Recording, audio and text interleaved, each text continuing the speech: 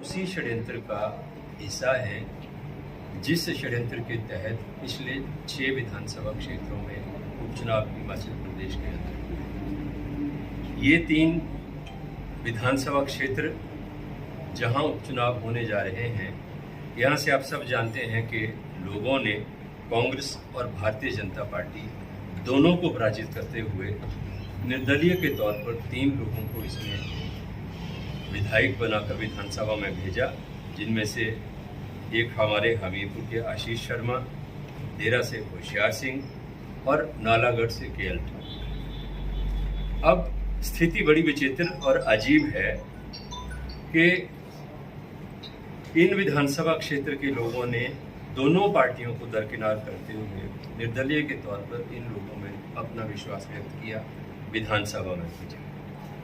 और 14 महीने के बाद अब फिर इन विधानसभा क्षेत्रों में चुनाव इस वजह से हो रहे हैं कि जो निर्दलीय विधायक, निर्दलीय मीन्स जनता के विधायक, जिनको दोनों पार्टियों को दरकिनार करके लोगों ने विजयी बनाकर भेजा था, मैं इसलिए उनको जनता के विधायक कह रहा हूं कि जो जनता के विधायक थे उन्होंने भारतीय जनता पार्टी के विधायक बनने के लिए विधानसभा की सदस्यता से त्याग पत्र दिया और अब फिर से भाजपा के प्रत्याशी के तौर पर वो विधानसभा का चुनाव लड़ रहे हैं।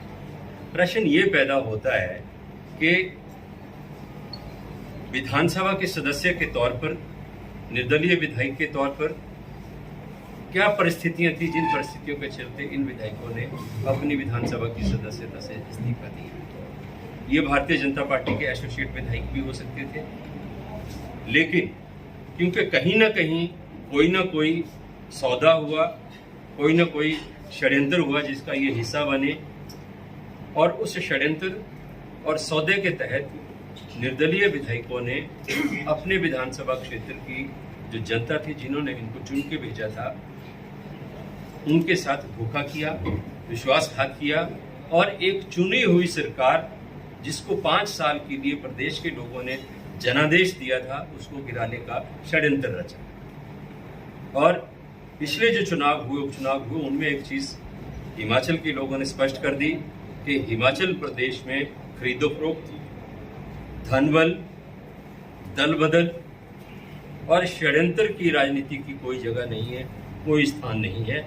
इसी वजह से भारतीय जनता पार्टी के जो कैंडिडेट थे 4 सीटों के ऊपर पराजित हुए, मात्र 2 सीटों के ऊपर उनको कामयाबी मिली। वहाँ भी अगर हमने समय से टिकट दे दिए होते तो शायद वो सीटें भी भारतीय जनता पार्टी नहीं जीत पाती।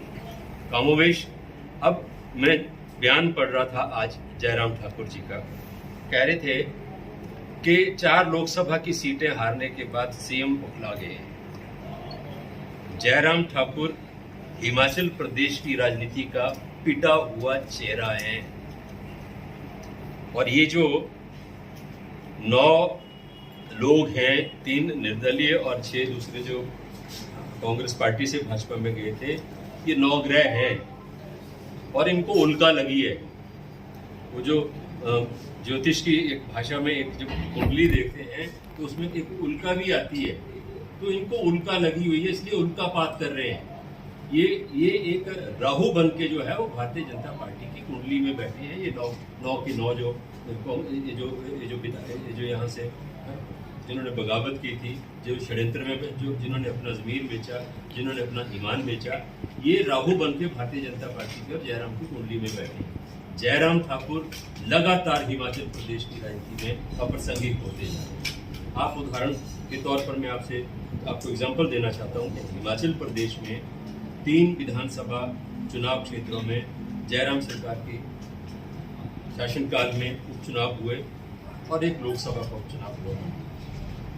जयराम ठाकुर के नेतृत्व में भारतीय जनता पार्टी वो उपचुनाव हारी।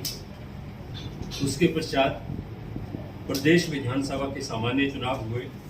भारतीय जनता पार्टी जयराम ठाकुर के नेतृत्व में उन चुनावों को हारी। नगर निगम के चुनाव हुए। जनरल चुनाव से पहले भी 4 नगर निगमों के चुनाव हुए, जिसमें सोलन था, मंडी था, पालमपुर था, धर्मशाला था। उनमें भी कांग्रेस जीती 2 में।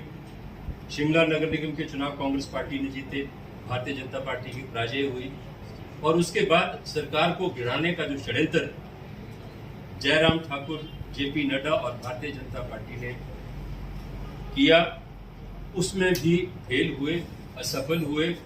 उसके उपरांत उस षड्यंत्र के परिणाम स्वरूप जो विधानसभा के उपचुनाव हुए 6 सीटों के ऊपर, उनमें भी 4 सीटों पे कांग्रेस को विजय मिली, भाजपा मात्र 2 सीटें जीत पाई।